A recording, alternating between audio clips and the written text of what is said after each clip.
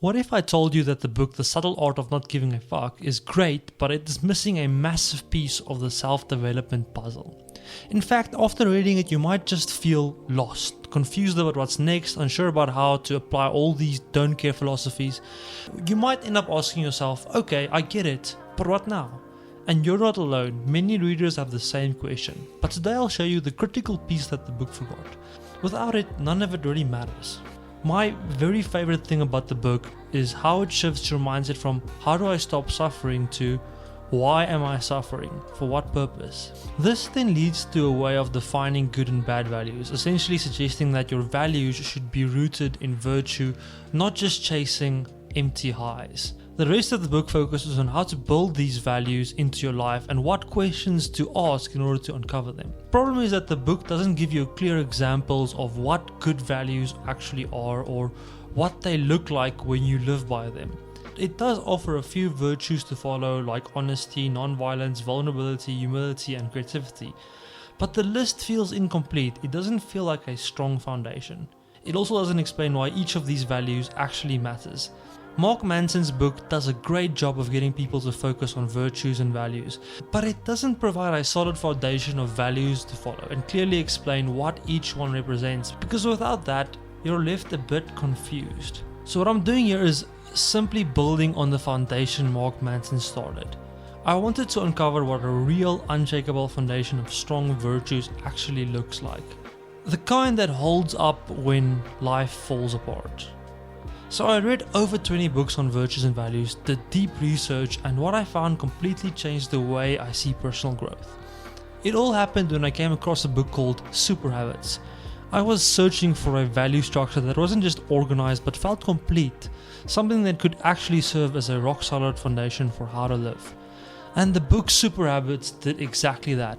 The book uncovers an ancient value system so powerful even the Stoics built their entire value system around it, known as the cardinal virtues. The cardinal virtues are temperance/discipline, courage, wisdom and justice. These are a great foundation for understanding how to live a meaningful life. Wisdom is about managing your thoughts, courage and discipline are about managing your feelings, and justice is about managing your actions. What makes these virtues so powerful is how they mirror the chain of human behavior itself. Your thoughts shape your feelings and your feelings drive your actions. It's a framework that captures the entire structure of human behavior, how we think, feel and act. What is amazing about the cardinal virtues is that they can be broken down into smaller virtues. So temperance, better known as self-discipline, is all about learning to control your desires. Self-discipline is made up of key virtues like restraint, humility, diligence and forgiveness. Restraint is about managing your desire to do petty things, like holding back from sending that angry text even when every part of you wants to hit send. Humility is about managing your desire to do great things, like choosing to share credit with your team, even when you could easily take the spotlight. And then diligence is about managing your desire to know things, like sticking with a difficult book or skill, even when your mind wants to give up and move on.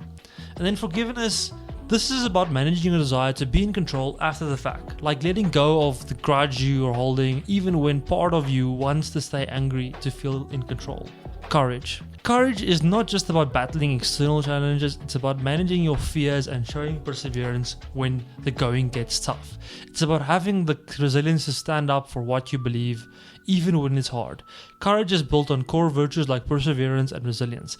Perseverance is about overcoming challenges and managing physical fear, like pushing through the last round towards your workout, even when your body is begging you to quit. And resilience is about overcoming challenges and managing mental fear, like applying for your dream job again after being rejected the first time, even though you're scared it'll happen all over again. And then wisdom. Practical wisdom is the ability to manage your thoughts. It's about thinking critically, reflecting on your actions, and learning from past mistakes. So wisdom is shaped by key virtues like judgment, teachability, creativity, and reasoning. Judgment is knowing how to make the right call based on what you've already learned, like choosing to walk away from a shady business deal because past experience taught you how to spot red flags. Then teachability, being open to learn and understand new things from others, like letting your new coworker teach you a faster way to do something, even if you've been doing it your way for years. Creativity is discovering new ideas and by exploring and thinking in original ways, like turning a random thought into a YouTube video that hooks people in the first 10 seconds and keeps them watching till the very end. Reasoning is your ability to draw conclusions, like realizing your friend isn't upset with you, they're just having a bad day, based on how they've acted in the past. Justice is about how you manage your actions. It's the virtue that drives your behavior towards others. It's not just about following the law, but about doing the right thing. Justice is grounded in essential virtues like respect, generosity, friendliness, gratitude, and honesty. So respect is giving respect to who deserves honor, like listening carefully to someone's advice because you know they've earned their wisdom through real experience. Generosity is giving freely, like picking up the tab for a friend without expecting anything in return, just because you want to. Friendliness is being kind and easy to talk to when interacting with others, like smiling and making small talk with a new coworker so they feel welcome on their first day. Then gratitude is about being grateful when someone does something for you, like surprising your friend with their favorite snack and a note that says, "Thank you for picking up my call at 2 a.m. And honesty is telling the truth, like admitting you've made a mistake at work before anyone notices. Because doing the right thing matters more than saving face. So discipline, courage, wisdom, and justice all work together to shape your life. By managing your thoughts, which shape your desires and fears, and ultimately your actions, you build a more meaningful, purposeful life. So these 15 virtues are just the beginning. The Super Habit book dives into over 40, breaking each one down in detail and showing you exactly how to develop them. I only covered a handful here, but trust me, the rest are absolutely worth exploring. It's important to remember you still get to choose your own virtues and values. That's the whole point of being alive, to define the principles you want to live by. This framework will give you something to start with that you can change and tweak along the way.